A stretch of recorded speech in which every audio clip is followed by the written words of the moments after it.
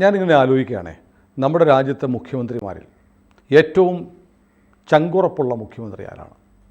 ആലോചിക്കുമ്പോൾ ഒന്നാം സ്ഥാനം യോഗി ആദിത്യനാഥ്, രണ്ടാമത് കൊടുക്കാവുന്നത് നിശ്ചയമായും ഹിമന്ത ബിശ്വ ശർമ്മ. ഇത് രണ്ടും കഴിഞ്ഞിട്ടേ ദീദി എന്നൊക്കെ പറയുന്ന ആളുകളൊക്കെ ഉള്ളൂ. അതൊക്കെ വെറും പൊയ്ക്കോലങ്ങളാണ്. പക്ഷേ ഒരു തീരുമാനമെടുത്ത് അത് നിശ്ചയദാർഢ്യത്തോടെ നടപ്പാക്കാനുള്ള തൻ്റെ ഇടം കാണിക്കുന്ന രണ്ടുപേർ യോഗി ആദിത്യനാഥും ഹിമന്ത ബിശ്വ ശർമ്മയുമാണ്. അതുപോലെ തന്നെ ഏറ്റവും കൂടുതൽ ശത്രുക്കളുള്ളതും ഇവർക്ക് തന്നെയായിരിക്കണം.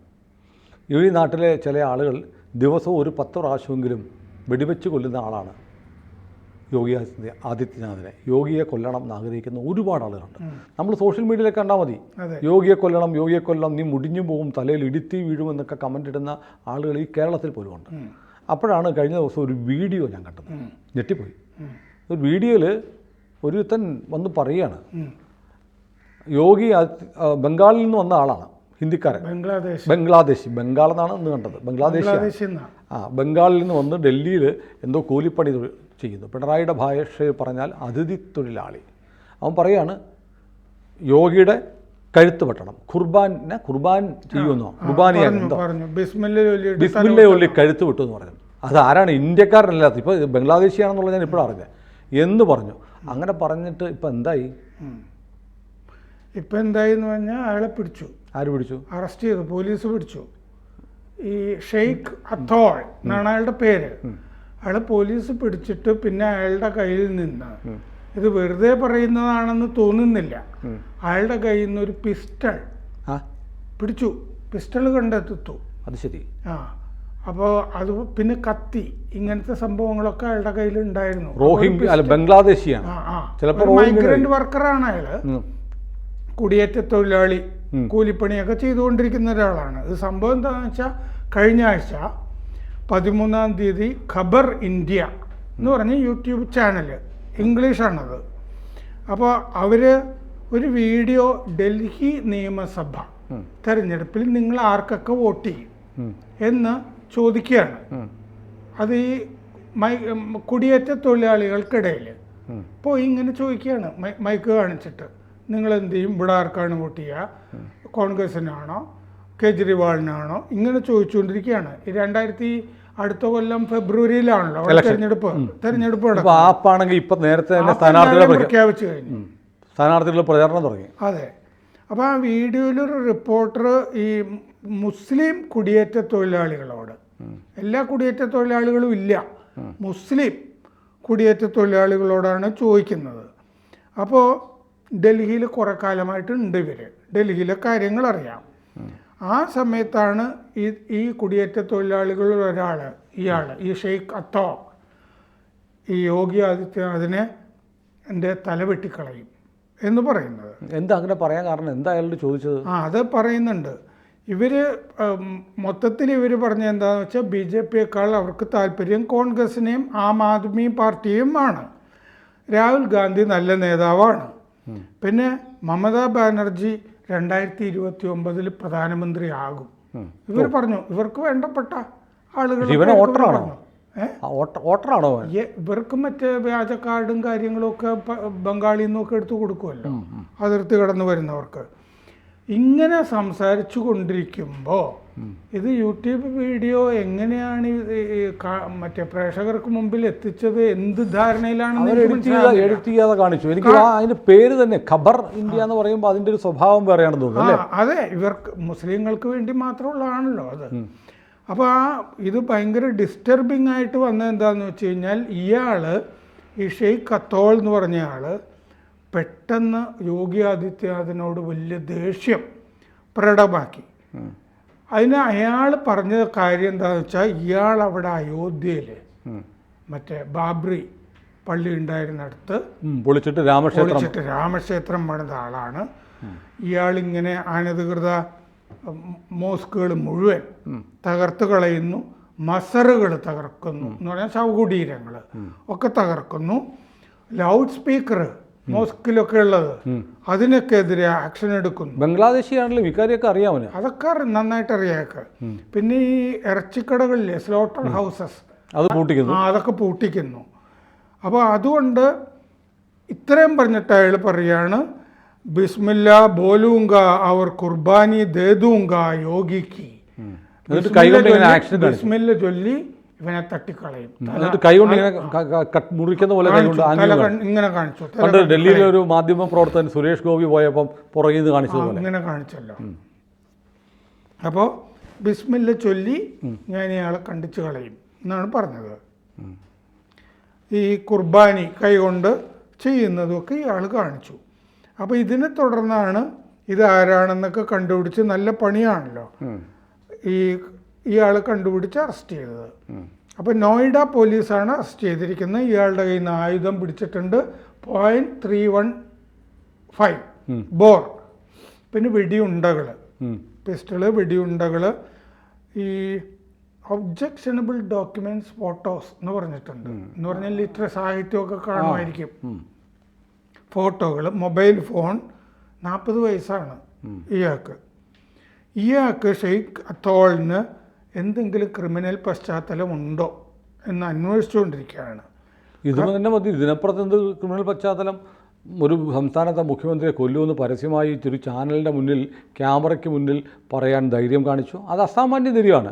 ചില ആളുകളൊക്കെ സ്വകാര്യമായിട്ട് വല്ലതും പറയും. ഒരു ക്യാമറയ്ക്ക് മുന്നിൽ ഷൂട്ട് ചെയ്ത് രാജ്യം മുഴുവൻ കണ്ടാലും എനിക്ക് പ്രശ്നമില്ല എന്ന് പറയുന്ന ഒരു കൂസലില്ലാത്ത ഭാവം ഉണ്ടല്ലോ, അതൊരു കൊടും ക്രിമിനലിന് മാത്രം ഉണ്ടാവുന്നതാണ്. ഇയാൾ പിന്നെ ഉണ്ടല്ലോ, എന്തിനാണ് അപ്പോൾ ഈ പിസ്റ്റള് സൂക്ഷിച്ചതെന്ന് ചോദിച്ചപ്പോൾ അയാൾ പറയുകയാണേ, ആളുകളെ വെറുതെ പേടിപ്പിച്ചിട്ടേ, എൻ്റെ സുരക്ഷിതത്വത്തിന് വേണ്ടി ആളുകളെ വെറുതെ പേടിപ്പിക്കാൻ വേണ്ടിയിട്ടാണ് ഈ പിസ്റ്റൾ സൂക്ഷിച്ചതെന്നാണ്. അത് മാത്രമല്ല, വെടിയുണ്ടകളും ഉണ്ടായിരുന്നു. വെറുതെ കളിത്തോക്കല്ല അല്ല. അപ്പം നിയമവിരുദ്ധമായി ലൈസൻസ് ഇല്ലാത്ത കഴിച്ചു. അപ്പോൾ രണ്ടാമത്തെ കുറ്റം. പിന്നെ ഇത് എവിടുന്ന് കിട്ടുന്നു? ഒബ്ജക്ഷനബിൾ, എതിർക്കപ്പെടേണ്ട, നിരോധിക്കപ്പെടേണ്ടുന്ന ചില പുസ്തകങ്ങളും ചില ഫോട്ടോഗ്രാഫുകളും കയ്യിലുണ്ട്. അപ്പോൾ ഇത് മൂന്നും മതി, ഗുരുതരമായ കുറ്റമാണ്.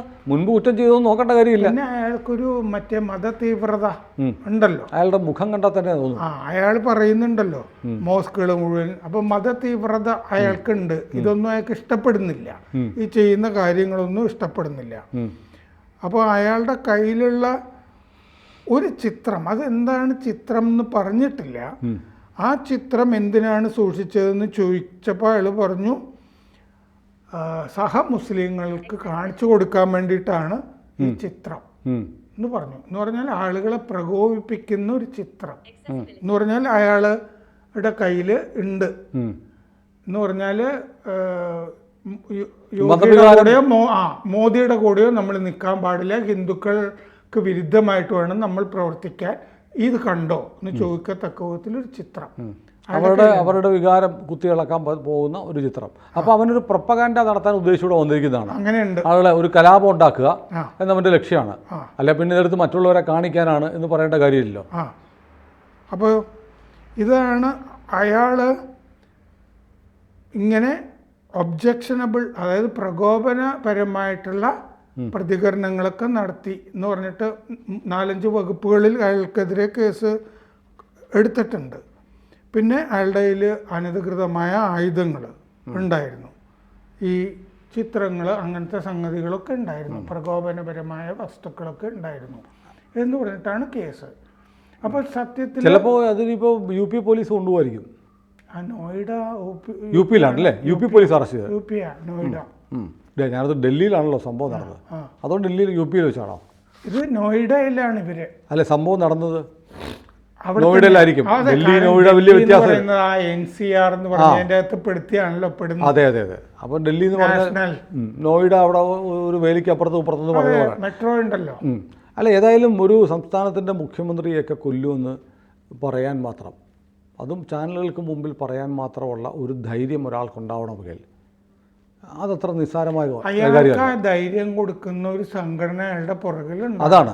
നിനക്ക് ഈ കൂലിപ്പണിക്ക് വന്നവൻ ഒരു തോക്കും വെടിയുണ്ടകളും മേടിച്ച് കൈവശം വെക്കുക, അത് രാഷ്ട്രീയം പറയുക, രാഷ്ട്രീയം തീവ്രവാദം പറയുക, അത് രണ്ടും വേണം പറഞ്ഞോട്ടെ. ഒരു പിസ്റ്റള്, ഒരു കളിത്തോക്ക് മേടിച്ച് വെച്ചാൽ പേടിപ്പിക്കാൻ കളിത്തോക്ക് പോരെ, മതി. എയർഗൺ പോലുമല്ല, ബുള്ളറ്റ് വെടിയുണ്ടുള്ള ഒറിജിനൽ പിസ്റ്റലാണ് കയ്യിലുള്ളത്.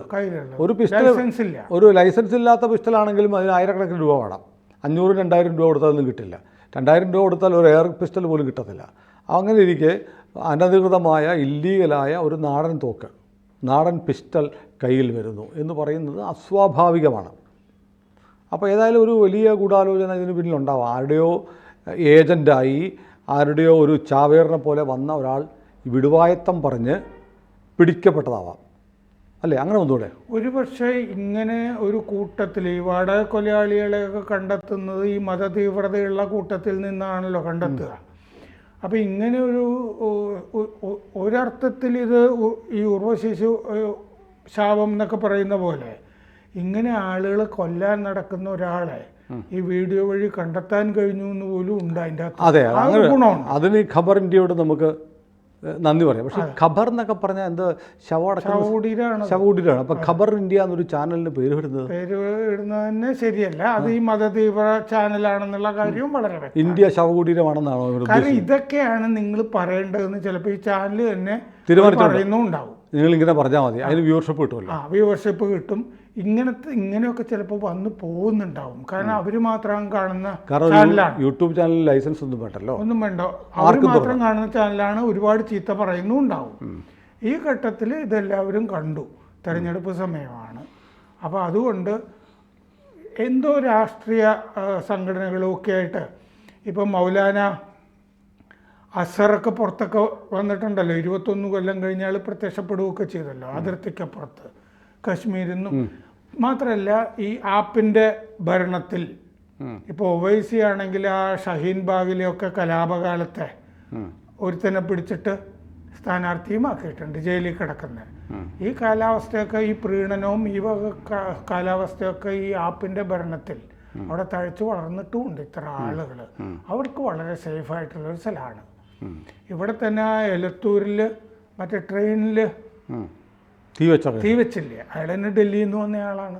ഷഹീൻ ബാഗിൽ ഷഹീൻ ബാഗ് മറ്റേ സമരം CAA വിരുദ്ധ സമരം നടന്ന സമരം. അതെ അതെ. ഏതായാലും വല്ലാത്ത ആശങ്കാജനകമായൊരു കാര്യമാണ്. ഭീഷണിയല്ലേ, കാര്യമില്ലല്ലോ, ഒന്നും സംഭവിച്ചില്ലല്ലോ എന്നല്ല പറയേണ്ടത്. അവൻ്റെ കയ്യിൽ തോക്കും വെടിയുണ്ടകളും ഉണ്ടായിരുന്നു. ആ തോക്കും വെടിയുണ്ടകളും ആളുകളെ പേടിപ്പിക്കാനാണെന്ന് പറയുന്നത് വിശ്വസിക്കാൻ പറ്റില്ല. അതെ. അപ്പോൾ അതാരോ ചിലപ്പോൾ ഈ കാര്യസാധ്യത്തിന് വേണ്ടി കൊടുത്ത പിസ്റ്റൾ തന്നെയാണെന്ന് കരുതുന്നതാണ് പറഞ്ഞു. ഏതായാലും കൂടുതൽ വിവരങ്ങൾ പുറത്തു വരട്ടെ. കൂടുതൽ വാർത്തകളും വിശേഷങ്ങളും നിങ്ങളിലേക്ക് എത്താൻ ABC മലയാളം സബ്സ്ക്രൈബ് ചെയ്യുക, ബെൽ ബട്ടണും അമർത്തുക.